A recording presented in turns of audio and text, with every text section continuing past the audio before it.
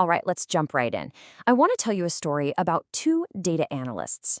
They work at the same company, have the same job, even the same degree. But because of AI, their careers just took two completely different paths. One of them is now polishing their resume, and the other? Well, she just scored a huge raise and a 4-day work week. So meet Sarah and Maya. On paper, they're basically the same person, both making a respectable $85,000 a year. But then, last week, Sarah got laid off with a 3-paragraph email. Ouch.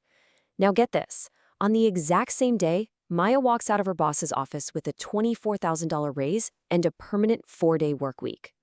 So you've got to be asking yourself, how on earth is that possible? Sarah wasn't slacking off, and Maya isn't some kind of super genius.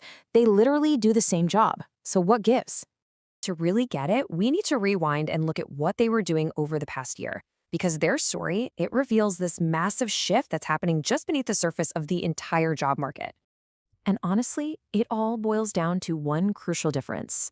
While Sarah was rolling her eyes at all the AI hype, Maya was quietly putting it to work. You see, she wasn't just doing her job anymore, she was automating her job. And in the process, she accidentally made herself one of the most profitable people in the whole company. Now, Maya's story isn't just some lucky break. It's the perfect example of a huge trend we're seeing in the data, something we're calling the Great AI Divide. Let's dig into the forces that are basically splitting the modern workplace right in two. You probably won't see companies announcing AI layoffs. No. Instead, you'll hear this fancy corporate phrase, AI-assisted process optimization. Yeah, I know, it's a mouthful. But it's just a very clean, very sanitized way of saying, hey, a piece of software can now do your job faster and way cheaper. This is the official language of the change that's underway. And the scale of this is, well, it's kind of staggering. A recent report from the McKinsey Global Institute found that 57%, more than half, of all work hours in the US could be automated. And listen, this isn't some sci-fi future we're talking about. This is with software and tools that are on the market today, right now. What this is doing is creating something analysts call a K-shaped labor market. Just picture the letter K, right? You've got one line shooting up and another one dropping down. For the people who learn how to use these new tools, their careers, their salaries, they're on that upward path. But for those who don't, well, they're on the other path. And that gap between the two is getting wider every single day. So the big question, right? How do you make sure you're on the upper arm of that K? Well, let's break down Maya's playbook. Because it's not about fighting against AI. It's about using it to augment, to supercharge the skills you already have. And this isn't just a hunch. We're talking about cold, hard cash. The data shows that workers who combine their existing expertise with what we'll call AI fluency, they're earning a 56% wage premium. That's a massive, massive financial incentive to get with the program. And this slide just illustrates the difference perfectly.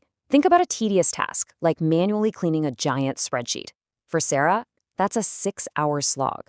But for Maya, she built a simple, AI-assisted data pipeline that does the exact same thing in 20 minutes.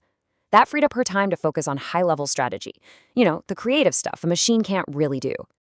Okay, but here's the twist. Getting the raise, like Maya did, that's actually only the first step.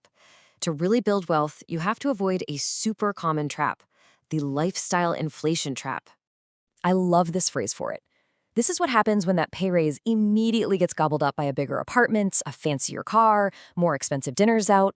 It feels like you're upgrading your life, but really it's just wealth destruction with heated seats. You're earning more money, sure, but you're not actually getting any wealthier. Maya's strategy was totally different. It's super simple and, let's be honest, kind of boring. Step 1, earn the raise. Check. Step 2, automate her savings. She had that extra $2,000 a month funneled directly into investments before she ever saw it in her checking account. And then, step 3, she used that growing investment pile to build passive income.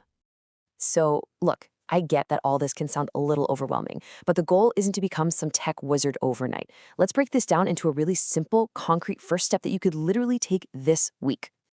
And let me be super clear about this. You don't need to become an AI researcher or a coder. That's not the point. The goal is just to use these new tools to become way more effective and more valuable at the job you already have. So here it is. Here's your mission for this week, if you're up for it. Find one tedious, repetitive, boring task that's part of your job. Something that takes you, maybe an hour or two, Then, just spend a little bit of time figuring out how you could use a tool to get that same task done in 10 minutes. That's it. That's your starting line. I just want to leave you with this one last thought.